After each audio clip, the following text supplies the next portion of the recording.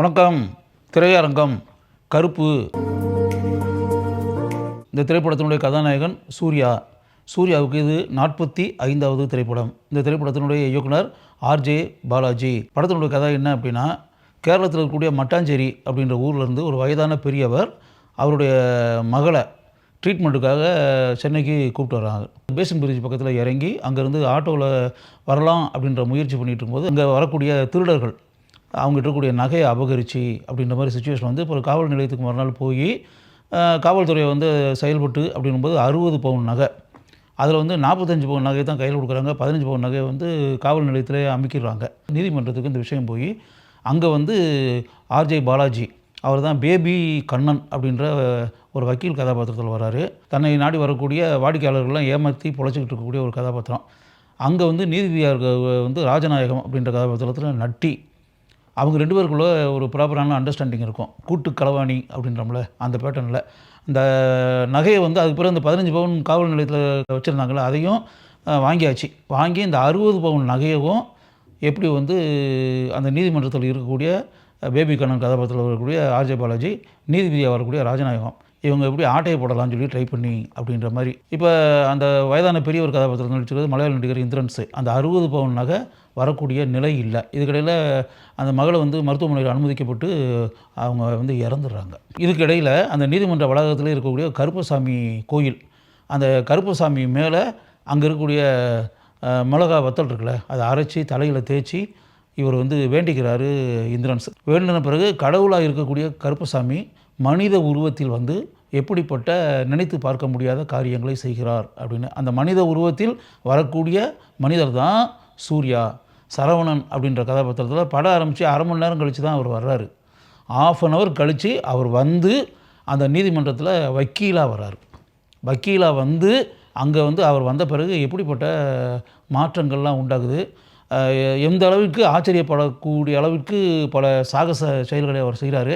அவர் வந்த பிறகு அங்கே இருக்கக்கூடிய வக்கீல்கள், நீதிபதிகள், அங்கே இருக்கக்கூடிய மக்கள் எல்லாருமே அதிர்ச்சி அடைகிற அளவுக்கு எப்படிப்பட்ட நினைத்து பார்க்க முடியாத பல சம்பவங்கள் அங்கே நடைபெறுகின்றன அப்படின்றத வந்து படத்தில் வந்து சுவாரஸ்யமான காட்சிகளாக நமக்கு முன்னால் காட்டியிருக்கிறார்கள். அந்த நீதிமன்றத்தில் வக்கீலாக வரக்கூடிய கதாபாத்திரம் தான் பிரீத்தி. அந்த கதாபாத்திரத்தில் நடித்திருப்பவர் த்ரிஷா. கடவுளாக சிலை வடிவில் இருந்த கருப்பு சரவணன் என்ற மனிதனாக வந்த பிறகு அந்த நீதிமன்றத்தில் எப்படிப்பட்ட அதிரடி மாற்றங்கள் உண்டாகின்றன என்பதை நாம் பார்க்கிறோம். பல்லாயிரக்கணக்கில் தேங்கி கிடக்கக்கூடிய வழக்குகள் எந்த அளவிற்கு வேகமாக அங்கு விசாரணைக்கு எடுக்கப்படுகின்றன என்பதையும் பார்க்கிறோம். கருப்பசாமியால் நீதிமன்ற கட்டிடத்திற்கு எப்படிப்பட்ட நினைத்து பார்க்க முடியாத ஒரு சேதம் உண்டாகிறது என்பதையும் பார்க்கிறோம்.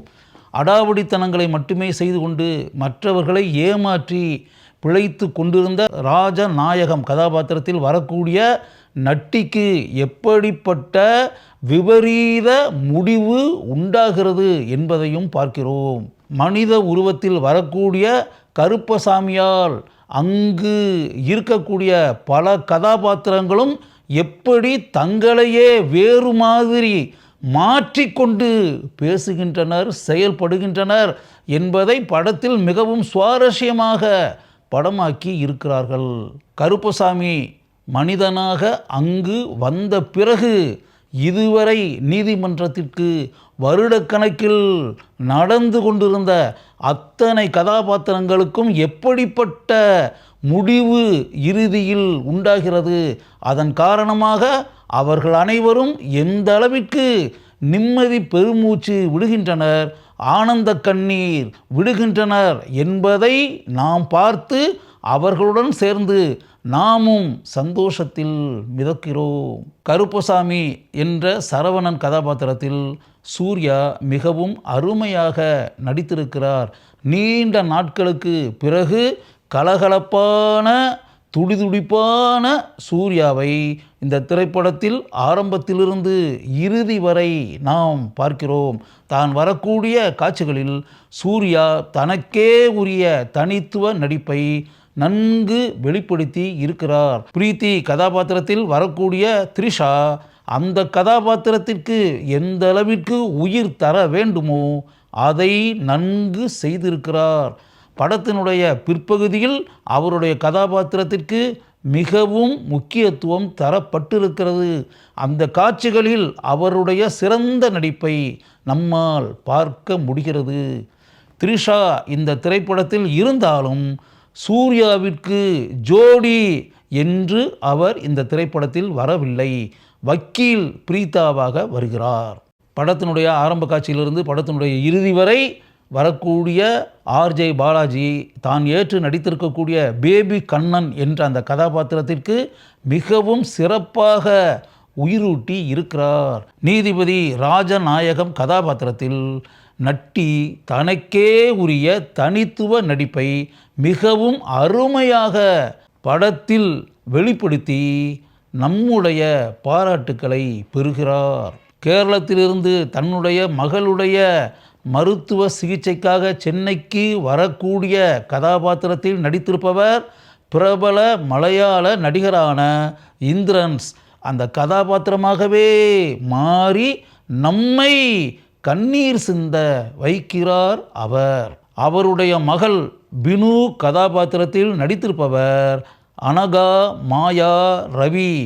அந்த கதாபாத்திரத்தில் எந்த அளவிற்கு உயிரோட்டத்துடன் நடிக்க வேண்டுமோ அதை அவர் நன்கு செய்து நம்மை ஆச்சரியப்பட வைக்கிறார்.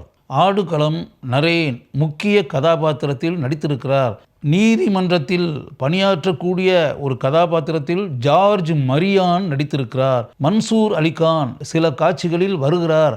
நீதிமன்றத்தில் வக்கீலாக வருகிறார்.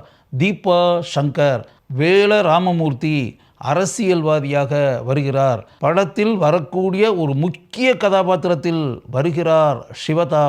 காவல் நிலையத்தில் பணியாற்றக்கூடிய கான்ஸ்டபிளாக வருகிறார் லொல்லு சபா மாறன். ஜி.கே.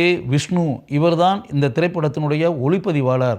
இவருடைய சினிமாட்டோகிராஃபியை நன்கு நம்மால் பாராட்டி பார்க்க முடிகிறது.